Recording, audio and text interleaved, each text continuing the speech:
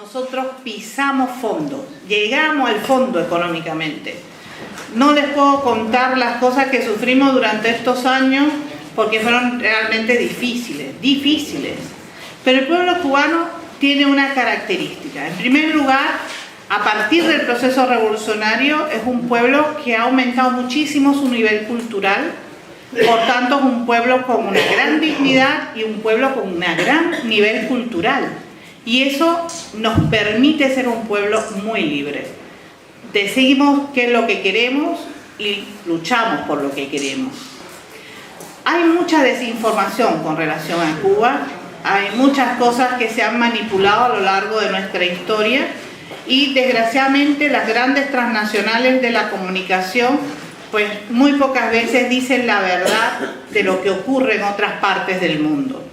Y a esta parte del mundo la entretiene mucho con el consumo, con las cosas que a veces yo he llegado aquí y yo he dicho, bueno, ¿de qué libertad me están hablando cuando la televisión en este país te dice lo que tienes que comer, lo que tienes que vestir, cómo te tienes que lavar el cabello? Así, es una cosa tras de la otra que yo digo, pobres, ¿cómo van a decidir? ¿Con qué libertad? Es tremendo el bombardeo en ese sentido, ¿no? Así que pienso que, claro, cuando te están diciendo continuamente esto es malo, esto es malo, esto es malo, llega el momento en que te lo crees, ¿no? Y la información es muy importante para tener libertad, para decidir qué quieres hacer. Si tú no sabes lo que está ocurriendo, tú no tienes el poder de decidir qué vas a hacer, ¿no? Esas son realidades que hemos sufrido en los últimos años. Y en ese sentido, pues Cuba ha tenido que trabajar muy duramente. Iniciamos abriendo nuestras puertas a un turismo que venía de una sociedad de consumo, a una sociedad que tenía drogadicción, que tenía prostitución, que tenía corrupción, y todo eso entró también a nuestro país, que ya estaba libre de todos esos flagelos por una sociedad diferente. Hubo que volver a enfrentarse a todas estas situaciones, porque ustedes saben que cuando hay crisis económica, desgraciadamente también hay crisis de valores, y eso hay que enfrentarlo. ¿Cómo tú mejoras todo esto? Bien, trabajando económicamente, trabajando muy duro para mejorar la vida del pueblo. Pero eso se dice muy fácil, pero cuando usted vive bloqueado por la potencia económica y militar más poderosa del planeta, la cosa es difícil. Imagínense ustedes a un pintor que está pintando el techo y de pronto le quitan las escaleras. Tocamos fondo. Y hay que volver a subir, por supuesto. La aspiración de todo ser humano es volver a subir a ese techo. Pero ahora la escalera la tenemos que hacer escalón por escalón con nuestros propios recursos. Un país que ha sido devastado al ser colonia de una potencia como España durante siglos, que nos sacaron prácticamente toda nuestra riqueza, empezando por los árboles. Yo decía, cuando voy al Escorial, alguna vez he ido y he dicho, ¿cuándo me van a pagar? Porque el Escorial está hecho con la madera preciosa de mi país y nunca me han dado un kilo por eso, ¿no? Pero nada, todavía no hay conciencia suficiente para esto, ¿no?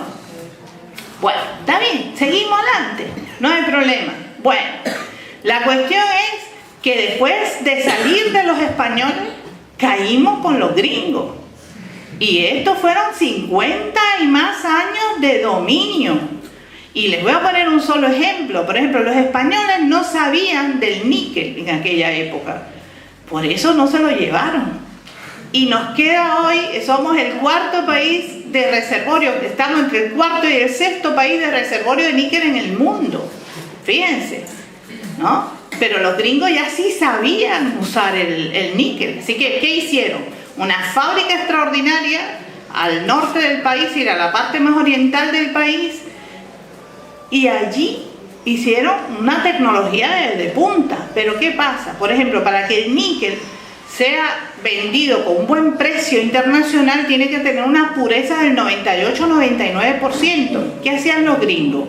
Bueno, llevaban el níquel nuestro hasta el último momento de purificación y lo dejaban con un 86-88% de impureza. Y ¿Quién iba a comprar ese níquel en el mercado internacional? Nadie. Era muy barato el níquel cubano entonces. ¿Quién lo compraba de forma tan solidaria, tan afectiva? Estados Unidos de Norteamérica. ¿Pero y qué se llevaba gratuitamente? Se llevaba hierro y cobalto. Pues esos son los dos minerales que le dan la impureza al níquel. Así que era un negocio redondo. Nos compraba el níquel a un precio bajísimo y además se robaba el hierro y el cobalto. ¿Cuándo triunfa la Revolución Cubana? Hay que hacer un cambio real en la sociedad. Pero ¿cómo un país del llamado tercer mundo puede hacer cambios sociales? La única manera es ser dueño de lo que producimos. Y al ser dueño de lo que producimos tenemos que nacionalizar nuestra riqueza. Pecado mortal. Ahí comenzamos a molestar a los gringos y allí comienza el bloqueo. Ahora, ¿qué significa este bloqueo? Imagínense que Cuba le vendía toda la cuota de azúcar, siendo uno de los primeros productores de azúcar del mundo, a Estados Unidos. Y de pronto Estados Unidos te dice, no te compro un poquito de azúcar más. Bien, si Estados Unidos hubiera negado a comprarnos a nosotros o a vendernos a nosotros las cosas, es su derecho y nosotros tenemos que respetar ese derecho como pueblo, ¿verdad? Pero ese no es el problema. El problema es que Estados Unidos intenta que ningún otro país del mundo comercie libremente con Cuba.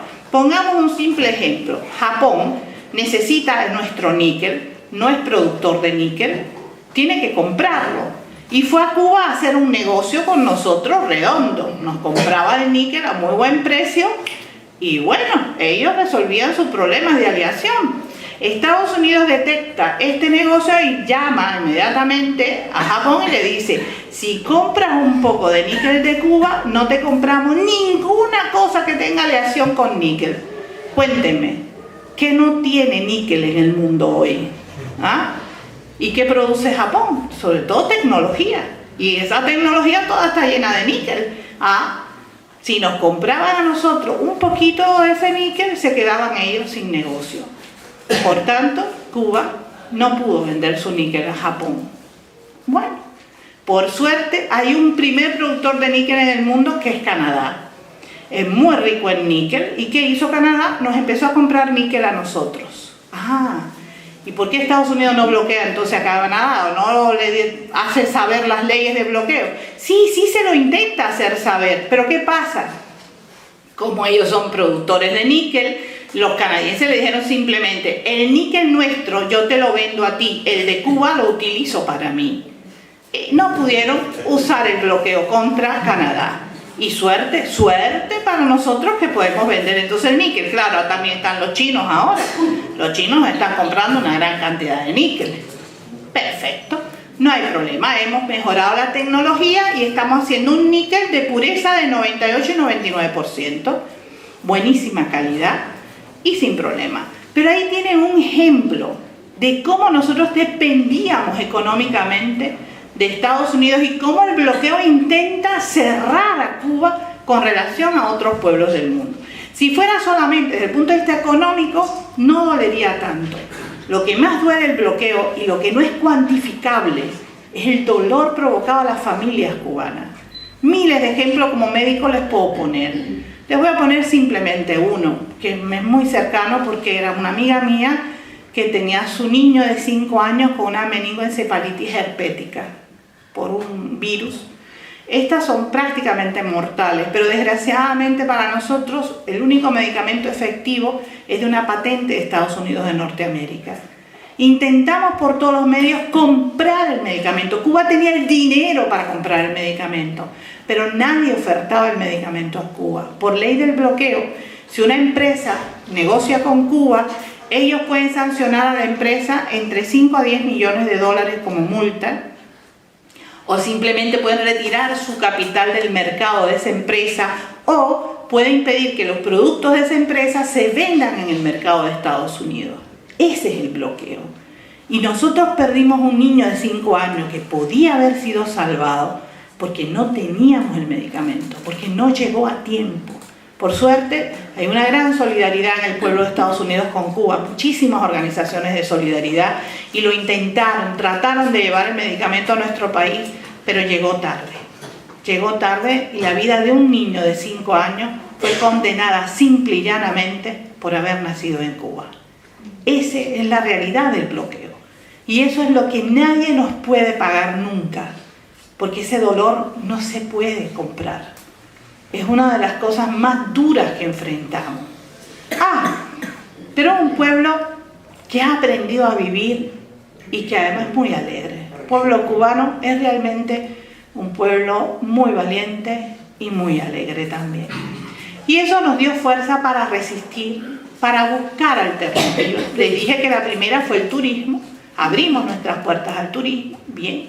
Tuvimos que enfrentarnos a un montón de problemas con el turismo, pero bueno, había que hacerlo. Y después tuvimos que cambiar, hacer un plebiscito para cambiar y modificar un poco nuestra constitución y permitir las inversiones de capital extranjero dentro del país. Esas son las dos medidas que se hacen en los años 90 para lograr sobrevivir, para lograr desarrollar nuestra sociedad. Íbamos bien, pero y Cuba no está fuera de este planeta, vivimos aquí, bloqueado y con un mundo entero, con una crisis económica también nos tocó a nosotros, que hay alrededor de 500.000 personas recibiendo un salario, pero que no están produciendo. ¿Qué Estado en el mundo puede sostener esa situación? Muy difícil. Pero una sociedad socialista, ¿cómo deja 500.000 personas sin trabajo? ¿Cómo? Tampoco es posible. Entonces, ¿qué se nos ocurrió? Bueno, comenzar a fomentar los trabajos por cuenta propia, de manera tal que las personas que íbamos a dejar sin trabajo, el Estado le daba una ayuda inicial para comenzar un negocio por cuenta propia. No pensamos a lo mejor en ese momento que lo más cercano para nosotros serían las cooperativas, no el trabajo individual por cuenta propia. Pero bueno, después nos damos cuenta, porque esto es una revolución en proceso y nos damos cuenta de que muchas veces metemos la pata como seres humanos. Entonces empezamos a buscar la alternativa de las cooperativas, pero tú no puedes obligar entonces a la gente a hacer cooperativas. Tú tienes que convencerlo de por qué es importante, por qué es mejor, por qué es más productivo para la gente tener una cooperativa que no trabajar de forma individual para tu bolsillo. Pero eso lleva tiempo. Entonces estamos en este momento en una situación muy especial. Hay un proceso de análisis de la economía cubana muy profundo, muy serio, en la cual estamos buscando alternativas para resolver los problemas que enfrentamos. Hay problemas, por ejemplo, básicos. Por ejemplo, el Estado socialista no puede arreglar todos los problemas que hay en la sociedad, por ejemplo, de fontanería. No damos abasto para eso. Entonces, bueno, que haya fontaneros, que haya gente que trabaje desde el punto de vista digamos, más individual estas cosas, aunque yo insisto en que sería mucho mejor cooperativa. ¿Por qué razón? Porque cuando la persona comienza a trabajar por cuenta propia, en primer lugar, se le puede olvidar que vive en una sociedad diferente. Eso es importantísimo para nosotros, muy importante. La conciencia social es básica para una sociedad socialista. Pero además de esto, fíjense, además de esto, comenzar a trabajar por cuenta propia y empezar a ganar en diferencia a los que estamos trabajando para el Estado, también marca una diferencia social que antes no vivíamos. Y esto es peligroso, realmente peligroso para la sociedad socialista. Pero, ¿qué hacer? ¿Cuál es la alternativa que teníamos? Bueno, realmente no había otra. En ese momento no había otra. Hay que trabajar entonces profundamente sobre la conciencia social. La formación de valores en nuestra sociedad es el punto más importante, el más difícil, el más frágil a veces y el que hay que reforzar todo el tiempo. ¿Quiénes son los responsables de mantener una sociedad diferente como la nuestra?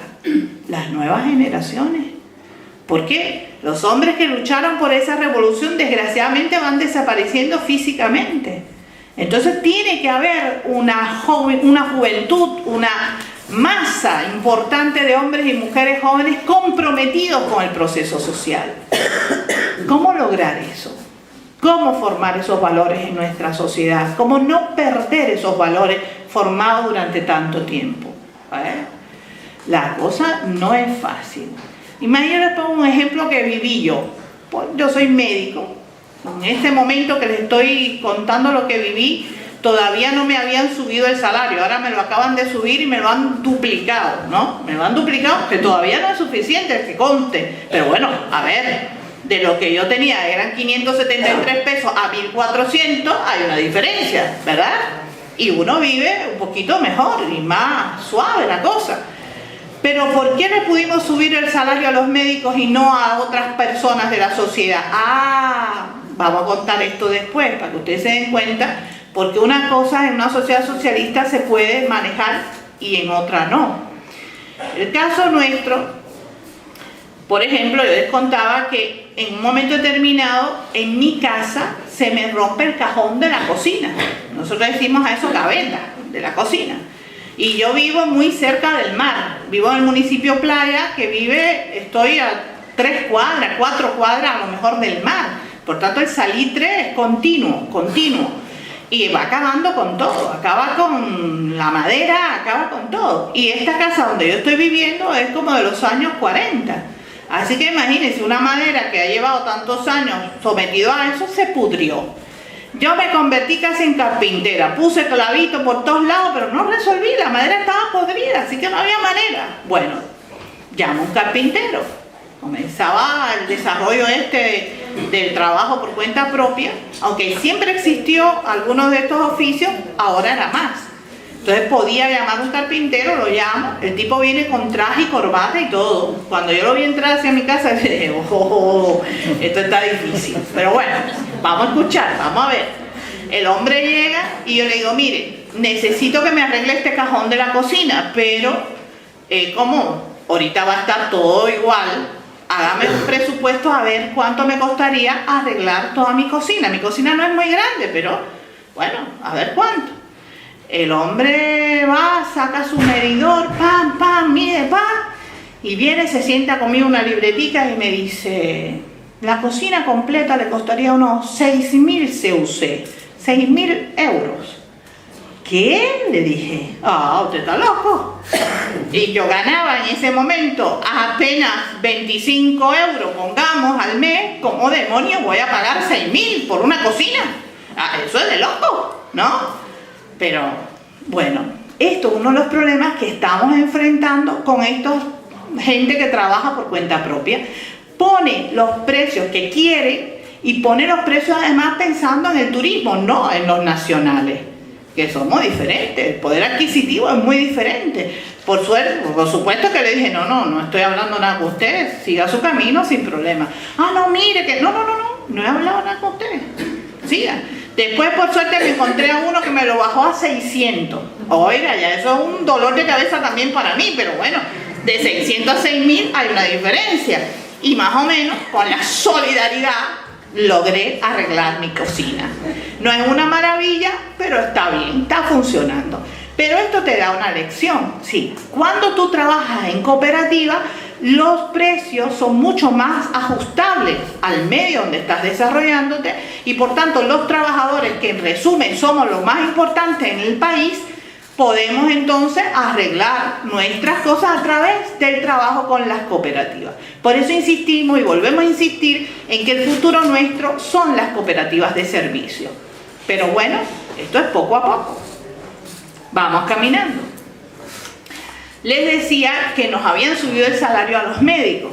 ¿Y por qué no a los maestros? Por ejemplo, que es básico. Los maestros son básicos en una sociedad. Pues son los que empiezan desde el inicio a formar valores en las nuevas generaciones. Por tanto, el maestro es muy importante y en la sociedad socialista es primordial. Pero, ¿qué pasa? Los médicos salimos al exterior muchísimo, tenemos muchísimos de nuestros médicos prestando servicios en distintos países del mundo y algunos de estos países pueden pagar esa asistencia. Por ejemplo, Qatar. Nosotros tenemos un hospital donde hay 400 médicos cubanos, 400 entre médicos, enfermeras y técnicos trabajando en Qatar, y Qatar nos paga muy bien ese servicio. Bueno, con parte de ese dinero, por supuesto, va al bolsillo de los médicos que están trabajando allí, pero otra parte va para el Estado cubano, que ¿cómo lo trabaja? Lo invierte en países como por ejemplo Haití, que no puede pagar de ninguna manera la asistencia médica, y nosotros tenemos una brigada de 400 profesionales de la salud en Haití. Entonces, de alguna manera, con aquello un poco que ganamos en Qatar, podemos sostener esta situación de aquí. Claro, después se te une, por ejemplo, países europeos como Noruega, que dicen, yo no puedo mandar seres humanos a Haití, pero puedo dar un poco de dinero, y nos hacen un hospital con buena tecnología, y Cuba, por supuesto, lo acepta y lo trabaja perfectamente bien, sin problema. Pero son situaciones que no siempre se nos dan, y muchas veces hay lugares que Cuba tiene que sostener esta solidaridad, porque no hay manera de que ese pueblo pueda pagar absolutamente nada. Sin embargo, estamos haciendo logros. Además, en los últimos años hemos desarrollado el polo científico cubano extraordinariamente.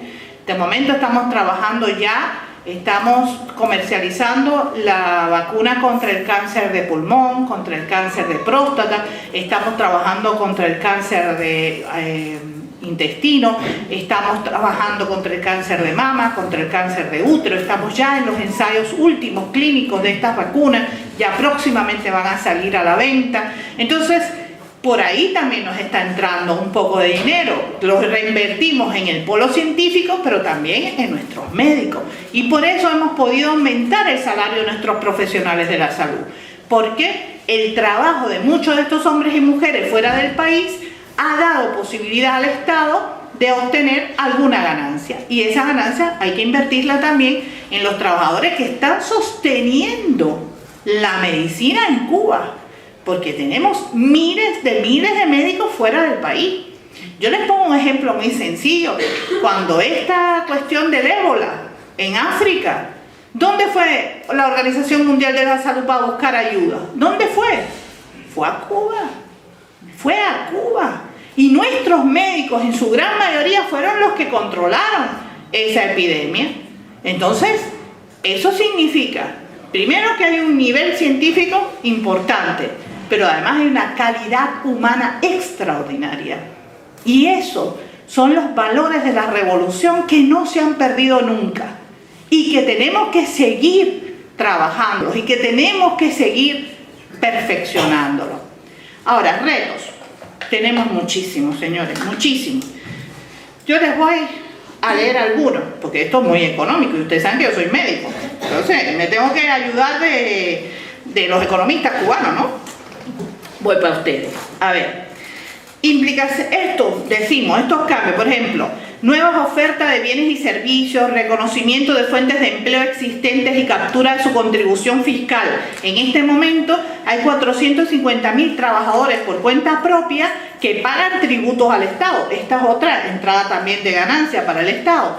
Mayor aprovechamiento de capacidades productivas individuales y colectivas. Aún esto hay que desarrollar lo que son las cooperativas. Ahora, ¿implica alguna amenaza esto para el socialismo? Sin duda alguna. Profundización de la fracturación de la sociedad en clases diferenciables, incluso por su posición ante los medios de producción. Avance relativo de clases sociales de naturaleza antisistémica. Legitimación del interés material como valor supremo resultado de la proliferación de las relaciones mercantiles. Si una persona está trabajando para su bolsillo, tenemos el riesgo de que se le olvide que la educación sigue siendo totalmente gratuita, que la salud sigue siendo totalmente gratuita, y que vive en una sociedad diferente. Eso es un verdadero riesgo, y eso es un verdadero problema para nosotros en los próximos años. Ahora, ¿qué hacemos? ¿Qué vamos a hacer? Bueno, tenemos que mejorar la organización y formas de gestión de la propiedad estatal socialista. Esto hay que trabajarlo finamente. Hemos tenido problemas muchas veces en este aspecto. Miren, les voy a poner un ejemplo. El Che Guevara siempre decía que si nosotros, como una empresa socialista, le pedimos a otra empresa socialista que nos venda un producto, ¿verdad? Pongamos, yo produzco autobuses, ¿no? Y esta empresa produce las gomas que yo necesito para el autobús.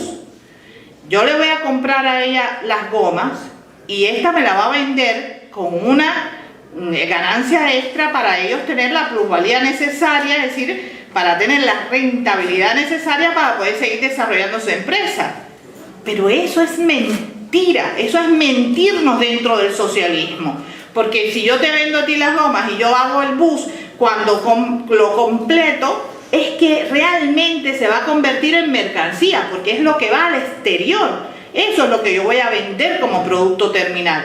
Por tanto, esta empresa de las gomas no podría venderme las gomas con un precio mayor al del costo. ¿Entienden eso, verdad? Bueno, estas cosas nos han pasado muchas veces y tenemos que perfeccionar entonces esta empresa socialista. Tenemos que trabajar en ese sentido todavía muchísimo. Extensión de las formas cooperativas a otras actividades no agropecuarias. Pues nosotros tenemos muchas cooperativas agropecuarias, pero ahora estamos trabajando en las cooperativas de servicio. Reconocimiento y promoción de otras formas de propiedad en el proceso de producción social y su integración al proceso de planificación de la economía nacional. Importantísimo. En una sociedad socialista la planificación es importante, no la podemos obviar, pues si no dejamos de ser un país socialista. Y eso es imposible para nosotros. Entonces, la planificación tiene que estar presente siempre. ¿Pero qué pasa con la planificación? Que para que realmente tenga vida, el obrero es quien tiene que discutir esa planificación, es quien tiene que aprobarla. No puede ser el director de una empresa el que diga, la planificación es esta y lo vamos... No.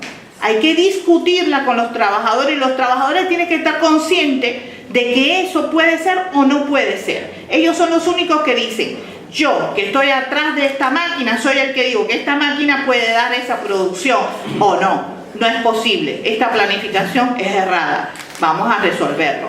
Pero hasta que los trabajadores no la reconozcan como tal, no sentirán también que son dueños realmente de su fábrica. Entonces, conservar las conquistas del socialismo, racionalizando las dimensiones y los gastos del sector presupuestado. Fortalecimiento de la eficacia del papel regulador del Estado en la economía. La planificación tendrá en cuenta el mercado, influyendo sobre el mismo y considerando sus características. Esto en general son retos económicos que tenemos en el futuro.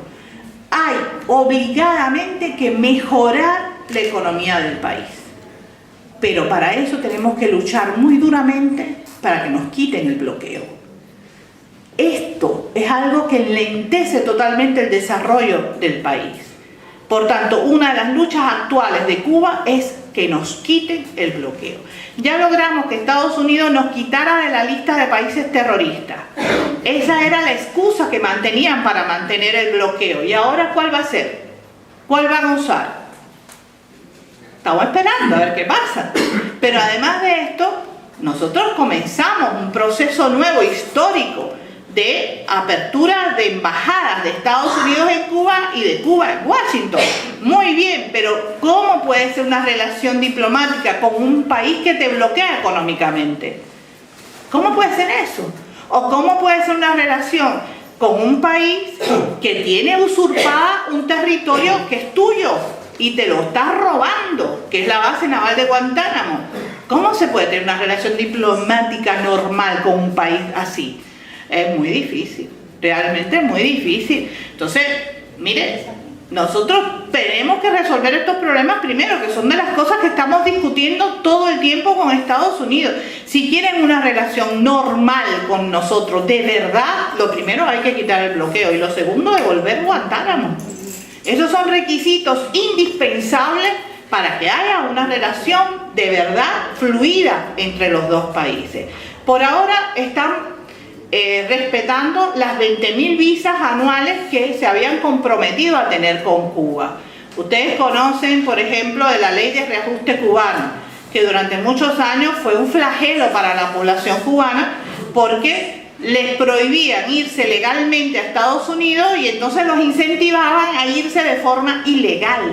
Hasta que Cuba dijo, espérate un momentico, yo no voy a hacer el papel aquí de malo, no. El que se quiera ir para Estados Unidos, que se vaya. Y ya, ahí Estados Unidos empezó a gritar. No, dijo, ustedes no pueden hacer eso. ¿Cómo que no podemos hacer eso? Si ustedes nos están presionando todo el tiempo, suspendan la ley de reajuste cubano entonces y den las 20.000 visas anuales. Ajá, no. hasta ahí no llegan. Pero comenzaron a dar por primera vez las 20.000 visas. Eso aflojó la situación y mejoró mucho la, digamos, reunificación familiar. Nosotros tenemos alrededor de 1 millón de cubanos viviendo hoy en Estados Unidos. Y hay muchísimas familias que tienen un hermano, un primo, un tío por allá. Y lo lógico en una familia latina es que haya una relación fluida, aunque no tengamos los mismos ideales, pero somos familia. Y las familias, ustedes saben que son lazos que muchas veces se mantienen con amor. Y no hablamos de temas políticos para no fajarnos uno entre otros, pero somos primos, somos hermanos, somos familia. En ese sentido, estamos luchando por esa reunificación familiar también. Si quieren ir para Estados Unidos, bueno, que tengan la posibilidad de hacerlo, pero legalmente. Lo importante es que sea legalmente. Por tanto, ¿qué es lo más importante en los próximos años? Primero, mejorar nuestra economía. Bien. Y en segundo lugar, mantener los principios de nuestra sociedad socialista, sin dar un paso atrás. Nunca. El día que Cuba dé un paso atrás en sus principios ideológicos, en sus principios socialistas, nos desaparecen de la faz de la tierra. Así de sencillo.